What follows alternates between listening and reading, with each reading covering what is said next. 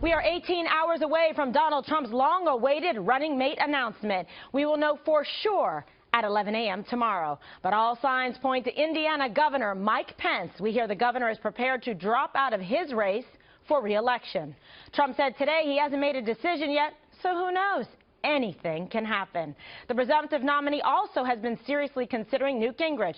The former House Speaker thinks the decision ultimately could come down to this.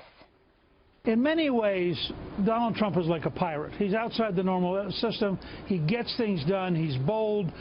He's actually like a figure out of a movie. In a lot of ways, my entire career has been a little bit like a pirate. I've taken on the establishment of both parties. I've been very prepared to fight in the media. One of the really hard questions he's got to weigh on the way to California is, do you really want a two-pirate ticket? Did Trump reveal any clues last night? And I just want to pick somebody that's very good. I want to pick somebody who's solid, who's smart. I'm not looking for an attack dog. Frankly, I'm looking for somebody that really understands what we're talking about, because I'd rather have the whole thing be on policy. And I've said that to you before. I mean, people think of me as an attacker, but I'd rather be talking about policy. If we could take our campaign against Hillary Clinton and only talk about policy, not talking about crooked Hillary and all of the things that we're talking about, I'd be very happy. Okay, so sending some messages there, Eric, talking about policy, but at other times he said he would want someone that has experience governing. So what do you think? You got a big smile. Because this is the worst kept secret in the history of secrets.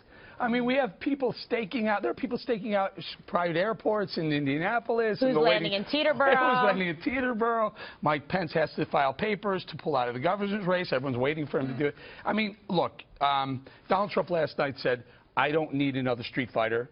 And that would indicate to me it's not going to be Chris Christie. Yep. Comes down to Newt and Pence. And Newt said he's going to have some sort of announcement. He's going to do something later on tonight. So it feels like it's going to be Mike Pence. Here's what I suggested earlier. This is, if I were Donald Trump, I'd do it this way.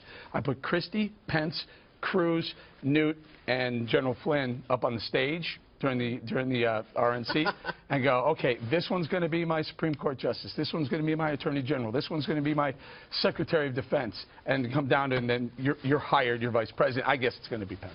All right, so Dana, we can't await any more suspense. It's exciting, I guess, but I find the whole public campaigning to get the vice presidential nod to be really distasteful. It's just, I don't understand it. I've never seen anything like it, but this is the modern era. This is why I guess I'm a little bit old school. Some people have suggested that Newt Gingrich should be chief of staff. Like, why would the former Speaker of the House take the chief of staff position? That doesn't make sense to me. I think he'll be helpful to Trump no matter what, if he's the VP choice or if he isn't. But I can't imagine that he's going to want to go and then be the staffer that has to deal with handling all the cabinet affairs. You're not out front driving. You're actually behind the scenes managing. I just don't see that as a role that Newt Gingrich would Given play. his stature and what he's done. I wouldn't take it. In the past. No. Yeah. You think anything else might be attractive to him as a specific position? I was trying to think about that, and no, I don't. I think that the vice presidential spot, he's kind of perfect for it at this point in his life and his career. If this doesn't happen for him now, I don't know what else he would take in the cabinet. He might, and he might also prove me wrong and be perfectly happy being chief of staff, but I think his talents are better used elsewhere if he is not the vice presidential choice. The other thing about Governor Pence is that having known him a little bit when he was in the House of Representatives, one thing I think that's a real measure of a person is when their staffs like them so much and are extremely loyal. That is absolutely true of Mike Pence. And he has really good, strong policy people that not only worked with him in Washington, but then went back with him to Indiana to help him run for governor and to help him run that state very well. Well, it's very interesting because you used the words policy, that he's very good at policy, and that was just something that Donald Trump was mentioning. But Newt's good at policy, too. Absolutely, and widely respected by both sides. So this is a fantastic choice, to be made. Greg. Just to point out, we are 17 hours and 55 minutes away from Donald Trump making a decision. I'll be keeping you up to date on that throughout the show. Thank you. Be no surprise if Trump picks Pence. He loves money. 6 pence. Yeah, there you go. I'm not pleased with this choice. I'm not pleased with this choice. The Trump-Pence thing is bad cop, good cop. Trump is like Mel Gibson. Pence is like Danny Glover in Lethal Weapon. It's like to balance the crazy with the sober.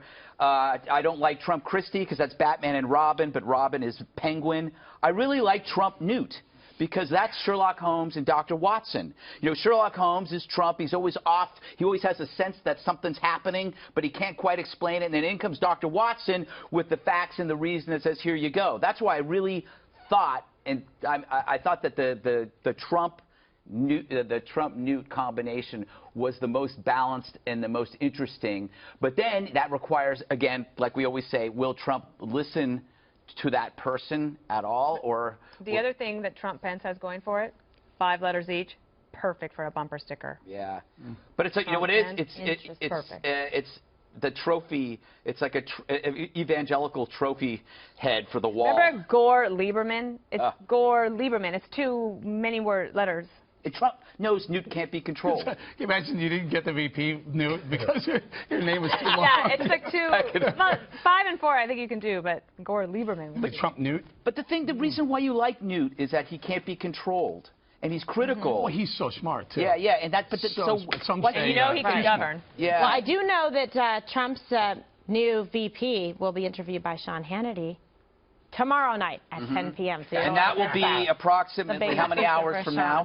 Do the math. Do the math, little one. All right, Right. Juan, what do you think of these two choices, and which one helps Trump more against Hillary? As I said, this is all about consolidating Republican support and potentially conservative support and evangelical support. But I think he's got evangelical. Well, I think he's got, I think he had some trouble. I was surprised, actually, but I mean, he has been able to win over evangelicals. Yeah. But remember that Pence actually challenged Donald Trump on immigration, right? On especially the ban on Muslims. He said it was unconstitutional. Yep. He's challenged Trump on abortion. Trade. Right? On trade. So there's some points of differentiation, but I think for Trump it's a safe bet. Safer, you know, he's a 57-year-old guy with white hair. Newt was a 73-year-old guy with white hair.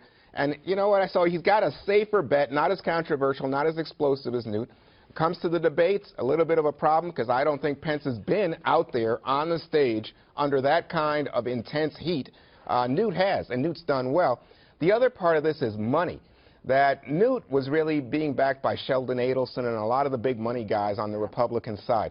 I think they're disappointed that Newt didn't get the nod because they know Newt, they're comfortable with Newt. They're not as comfortable with Mike Pence. I'm amazed. I read, you know, You might Ann have Coulter. just helped Newt. Well, I'm just telling. I think the decision's made. I'm with Eric on that. I don't think it's a secret anymore. But I think when you read Ann Coulter and some of the conservatives who are strongly anti-immigration and in the Trump camp because of that, when they look at Pence, they say, hey, Pence was like Rubio. He was opening the door to a pathway to citizenship. They really have doubts about Pence. And then, of course, he backed off on the Religious Freedom Act because he got shot down by business interests in the state of Indiana. I think when we talk about whether or not he was going to pull out of the governor's race in Indiana, it may be because he didn't think he was going to win. Muy interesante. Well, Supreme Court Justice Ruth Bader Ginsburg surprised a lot of people recently with her scathing public criticism of Trump. She called him, quote, a faker with an ego, and said she couldn't imagine what the country would be like with him as our president. Trump then called for Ginsburg to resign for making comments like that in her position. Today, a new development, the justice gave a public admission of fault, saying, quote, on reflection, my recent remarks in response to press inquiries were ill-advised, and I regret making them. Judges should avoid commenting on a candidate for public office. In the future, I will be more circumspect. But note, she didn't apologize. Is she really sorry, Greg? I don't know. You know, part of me wants to defend her because Trump is a cultural phenomenon. It's like everybody talks about him. Yeah. Just like the Kardashians or Kanye West or Taylor Swift. And so everybody keeps asking you and you just say stuff. And she said something so kind of banal and highly unoriginal. I'm going to move somewhere. At least she didn't say Canada. She said New Zealand. But I think, you know, the whole point, she might have to recuse herself if this election is close. It comes down to the Supreme Court. She's going to have to, like, take a month off, go to Auckland, not Oakland, but Auckland. No one deserves to go to Oakland, but and hang out in New Zealand for a month. Summer there, at least. Yeah, it's nice. So, it's Dana, beautiful. what do you think? She obviously got a lot of public pushback. Even the New York Times said she was wrong to do what she did. I don't know of anybody who thought that it was okay. There's nobody. And so, also, so that's as close as an apology to an apology that you're going to get. And Donald Trump never apologizes for anything. So, and I saw comments from him today where it sort of seemed like he was saying, okay, I think that it's maybe better to accept the somewhat apology and then let this go and try to focus on having a really good convention and not talking about this as much. Molly, what do you think? I agree. Is anyone besides me concerned that a Supreme Court justice said, "Oh, he's a faker"? Like, really? Aren't they supposed to be the most intelligent and most learned people of the land, at least of the law? But he's a faker. It seems so below the office of Supreme Court justice. She did it. She promised to leave if he's president. I think Trump's in good shape. Right, and if he's president, well, there you go. You should offer her the VP position. There you go. He said, can you sign or honor the pledge that you said? I tell you what was great about this is that, I love to read editorial pages as a former editorial writer, and you could read the Wall Street Journal editorial page, the New York Times editorial page, Washington Post editorial page. They all agree. They're interchangeable. Yeah, it was unbelievable on this one point, and it comes back to what Greg was talking about, that she would have to not only recuse herself, but maybe disqualify herself from any political decision, even if it didn't come down to some kind of year 2000 Gore v. Bush. Chad. Yeah, but they would. What about voter ID? What about anything of any political consequence? Anything, yeah. All of a sudden, everyone's going to say, "Hey, well, we know where Ruth Bader Ginsburg is on this issue." Strong argument to be made. But when Trump says she should resign, or suggest that she's a bit dim, I think, come on, give her a break. Everybody is down on it. I would agree with Dana. I don't know anybody who thinks, hey, yeah, that was a smart move for a Supreme Court justice. So it looks like you're saying, hey, I liked the idea that really, you know what, this is an opportunity for the other justices. So there are 8 at the moment because we don't have 9, right? So it's an opportunity for the other 7 justices to stage, my man Greg would know this, an intervention. Yes. You say to her? You didn't say she know was what you dim, say to but her? she was kind of you say, stop being a baby, Ruth.